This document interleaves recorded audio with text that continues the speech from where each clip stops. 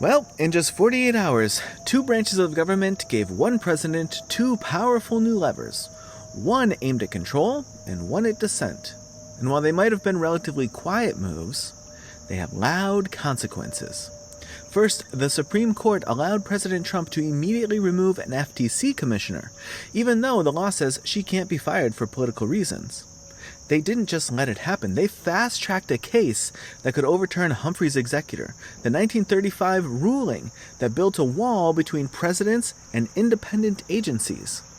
That case protected boards like the FTC, the SEC, and NLRB, bodies that were designed to enforce the law with some insulation from political pressure. If the court tears down that precedent, presidents could fire regulators at will, and the idea of neutral referees in American governance could weaken fast. And then came the second move. President Trump signed an executive order labeling Antifa a domestic terrorist organization and told federal agencies to investigate, disrupt, and dismantle anyone associated with it. But here's the problem. U.S. law has no process for designating domestic groups as terrorists. The existing laws only apply to foreign organizations, and Antifa isn't a structured group. It's a loose protest movement, not a formal entity. Even the FBI has said so. So what does it mean to dismantle an idea? Legal experts and civil rights groups say the order could just chill speech and open the door to surveillance or prosecution of political opponents, all without clear legal authority. These moves, one from the court and one from the White House, may feel separate, but together they force us to ask something deeper. What happens when a president gains more power to control the government and simultaneously targets the language, the people, and the movements that dissent? The founders argued about this. Hamilton believed in energy in the executive, the ability to act decisively, but Madison warned that power, once concentrated, rarely checks itself. In 1935, the court protected the independence of federal boards.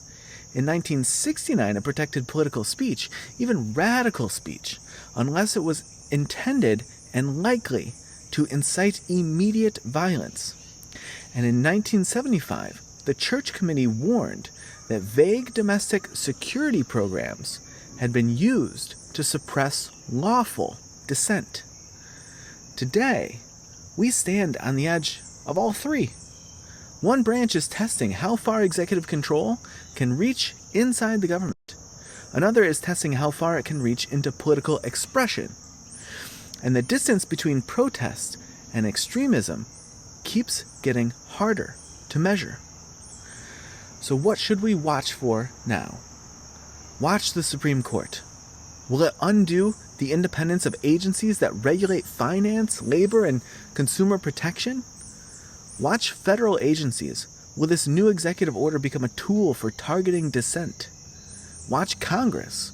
Will it respond with clarity or with silence? And ask yourself, in a democracy, what's the difference between enforcing the law and rewriting the rules? Hamilton wanted a strong executive. Madison feared concentrated power. In 2025, we are living both fears and testing both hopes. So here's the question. What would you protect first? The independence of the referee or the freedom of the crowd? Where would you draw the line?